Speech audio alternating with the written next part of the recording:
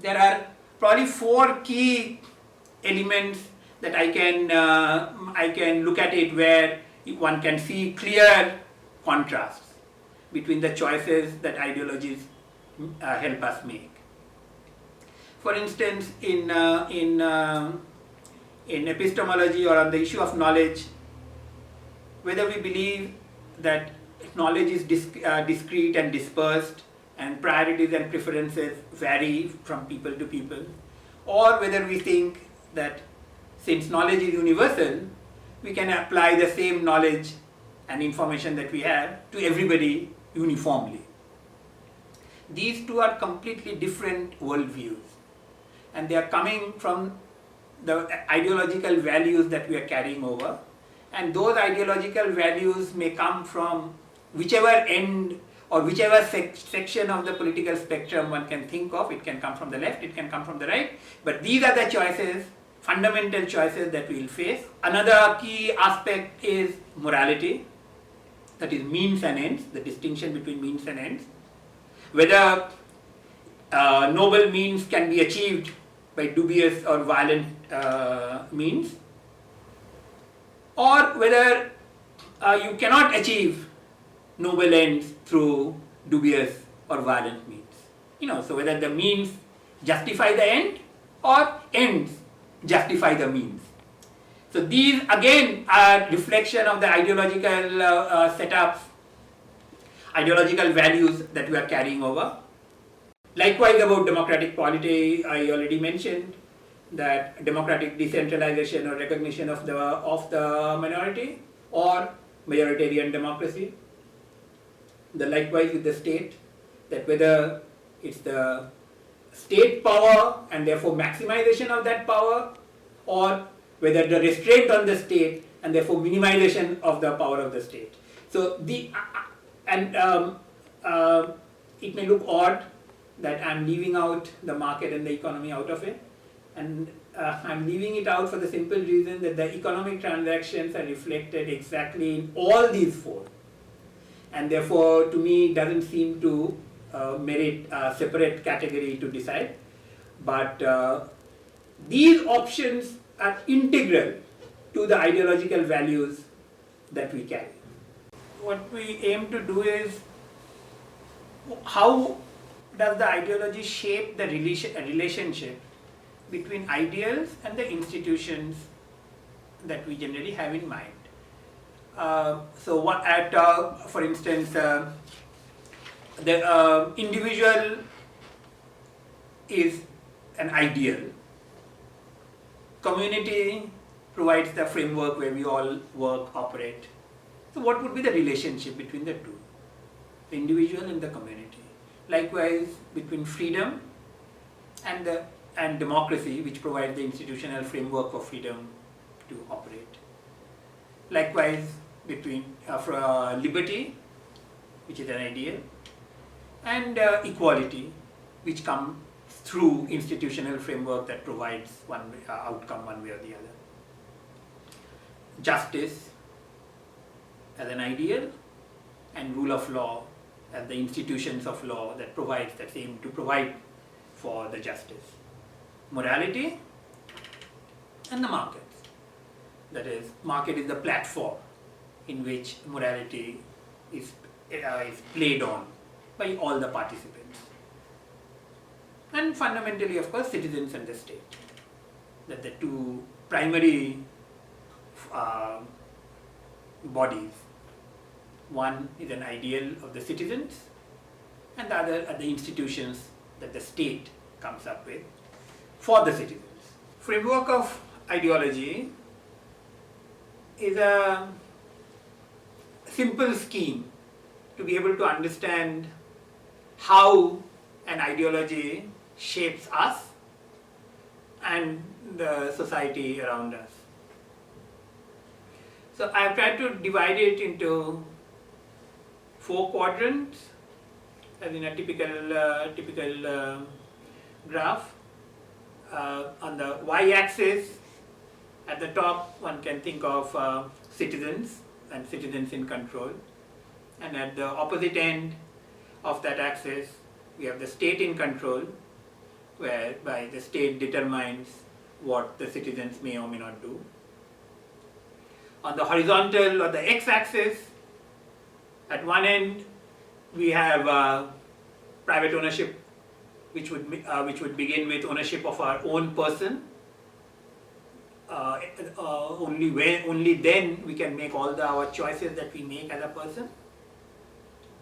And the other end, we have state ownership at the extreme, which would mean the state not only owns all the resources, but state looks at people as a resource for the state.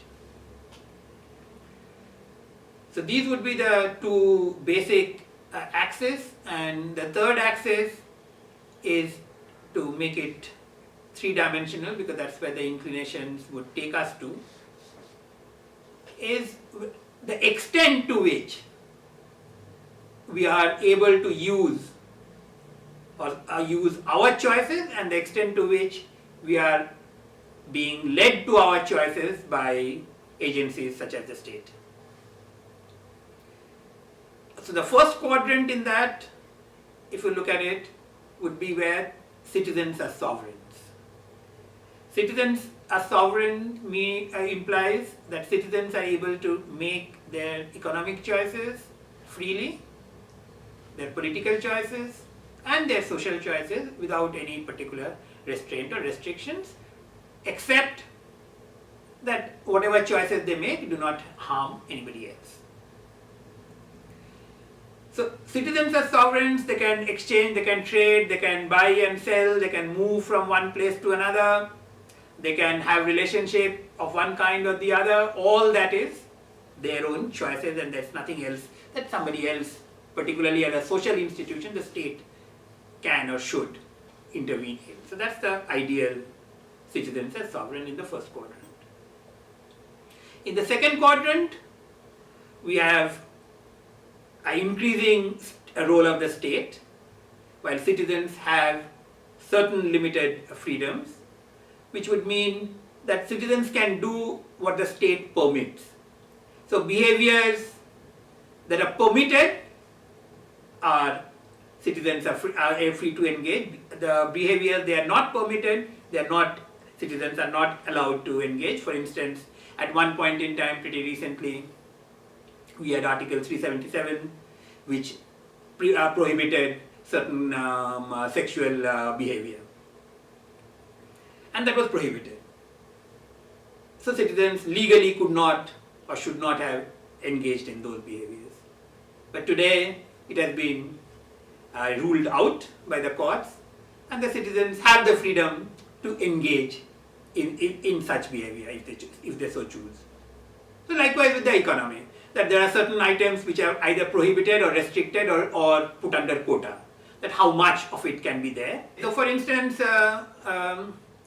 in case of trade, suddenly a month ago the government decided that Indian farmers and traders would not be able to export onions in order to limit the price rise inside the country. So this was a restriction on trade, suddenly and arbitrarily imposed to benefit one segment of society and adversely affect another part of the society. So that means the second quadrant is where citizens do enjoy some choices, but those choices are permitted by law, by the state. So the sovereignty is kind of in decline, and the state has expanded its scope. On the left and bottom, we have the third quadrant, where citizens are de facto property of the states or slaves of the state. That the state dominates the citizen in all spheres. At its height, the Soviet Union, perhaps, or North Korea, reflects that kind of a state where citizens don't exist for themselves. They are all resources for the state, and the state determines every aspect of their life. Then we have the fourth quadrant on the right hand bottom, where citizens do enjoy a certain amount of freedoms, but are dependent on the state.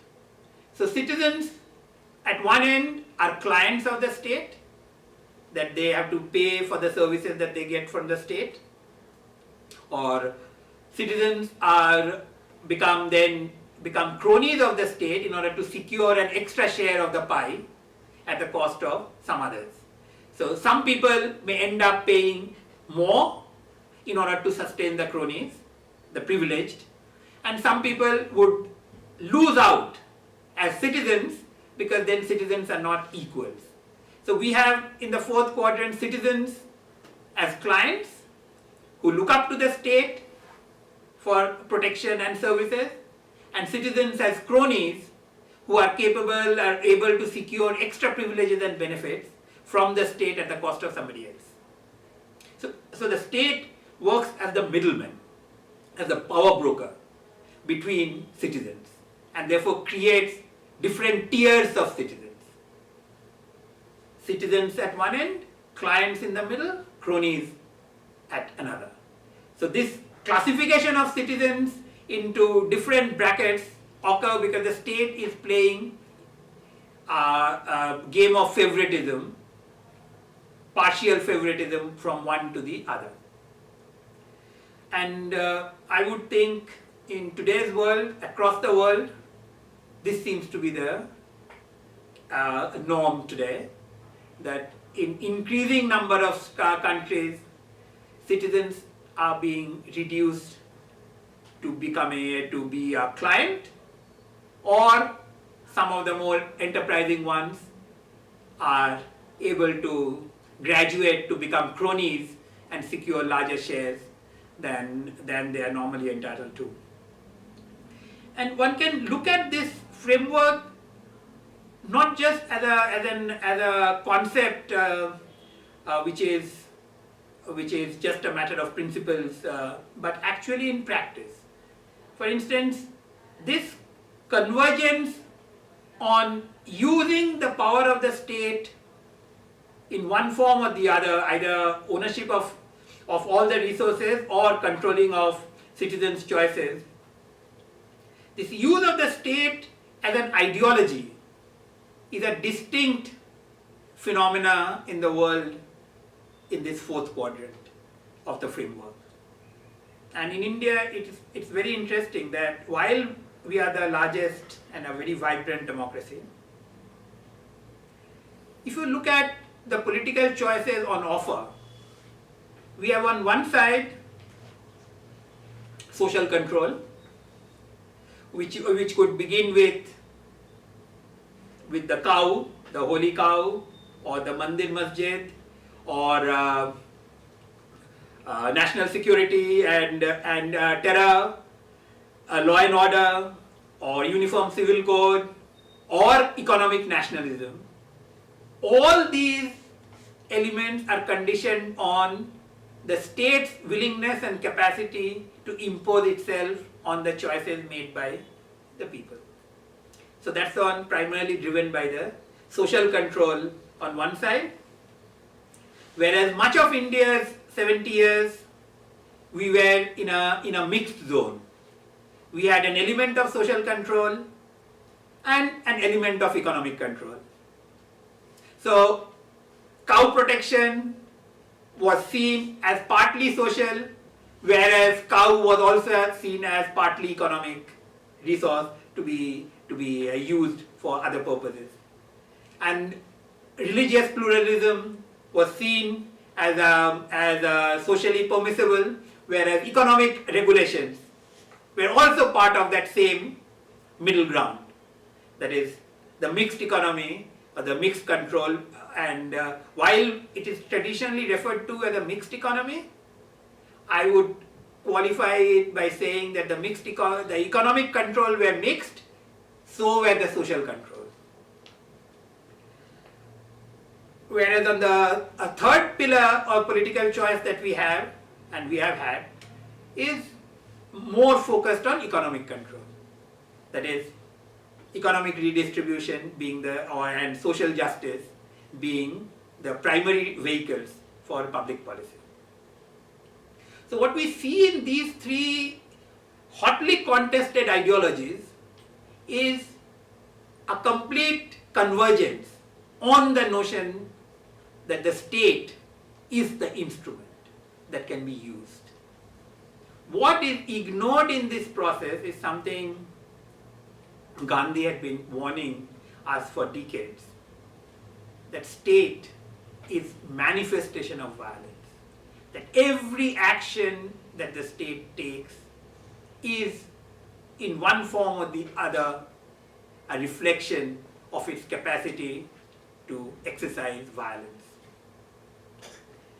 And therefore, what we have is a convergence of ideologies, irrespective of the color of their flags, into this notion of statism, that is, using and leveraging the power of the state on the citizens. I mean, the framework provides us a basic theory in terms of how the classifications would be, and to me, the two prime elements are the role and the nature of the state, and the role and the nature of the citizenship and their ownership. If you look at 3 or 4 predominant or principal ideologies, political ideologies that are prevalent in the last 100 odd years, you would see liberalism, socialism, totalitarianism, and fascism. Of course, there could be, one could have many nuances and many shades of them and classify them differently, but these 4 seem to me the 4 broad categories that one can divide the current spectrum of political ideologies that exist, that dominates the discourse. And the issues that needs to be looked at is whether the institutions permit the expansion or the contraction of the choices and the freedoms of the citizens, the liberty of the citizens, whether the institutions facilitate justice and equality or goes against it. So based on that, if we create a matrix of 3 axes, on one we can look at equality flowing from high to low, liberty flowing from high to low, and justice flowing from high to low. If we look at that, then we'll see that at one end we will have totalitarianism, where equality would be low, liberty would be low, and justice non-existent. Where the state has maximum say, which means this is the third quadrant where the state dominates the citizens in every sphere of life. Fascism enables citizens to enjoy a degree of freedom under state control, and in the framework one would find that in the third quadrant, that is, fascism allows limited freedom to the favored, to the privileged, to the cronies, whereas tyranny for the rest of the population. Socialism, on the one hand, could claim high on equality, particularly equality of outcome, redistribution, etc., but low on liberty. So socialism would fit into the second quadrant of the framework that I referred earlier, where citizens have limited scope, and liberalism would be the first quadrant where citizens are truly sovereign, where they exercise maximum choices regarding their social, economic and political preferences. Now I'd like to end this session outlining the key elements of liberalism, liberal values that I see it in the context of the framework, ideological framework that I provided earlier, and in the context of the 4 key elements of an ideology that I outlined earlier. So if you remember, a key element of one of those 4 was the idea of knowledge. How do we look at knowledge? The truth that we search for can only be an approximation, for the simple reason that human beings with their finite capacity can only access the infinite in a limited form. This requires the freedom to pursue that truth or knowledge, which requires a recognition that knowledge at any given point in time is incomplete. The pursuit of knowledge is what freedom is all about. And the knowledge problem, therefore, is a recognition that this is a permanent state. We can only improve incrementally and keep taking those incremental steps in pursuit of those extra pieces that we might discover in the process. Because it has to be pursued, a pursuit can only be possible if the moral code recognizes the distinction between, or the fundamental distinction between the means and the ends, which is the means that is necessary for a pursuit is peace, which by contrast would mean that violence is something that is ruled out from the perspective of epistemology and from the perspective of morality. That violence disrupts the pursuit of knowledge and therefore individual freedom to pursue their particular own choices and preferences. Violence is a great disruptor of truth and peace as well. Therefore, the question then is that how should we look at democracy as an institution? Democracy, if it is majoritarian, it would mean the majority has the right to impose itself on the minority choices. Whereas if we look at democracy as a recognition of the freedom of the minorities, then we would not use the power, the political power that a majoritarian democracy can exercise. And I think this distinction is very critical. Democracy as an institution in a liberal framework looks at it, or cannot look at it as majoritarian, because majoritarian implies that the majority has the political power to impose itself on the minority.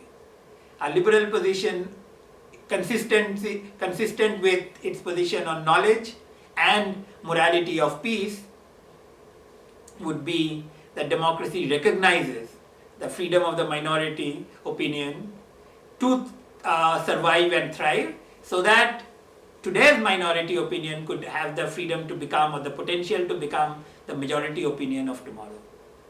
Democracy provides the institutional framework for that kind of transition, which a majoritarian democracy simply cannot. Because a majoritarian democracy by definition would mean that the majority has the right to use political power to impose itself on the minority, and which would make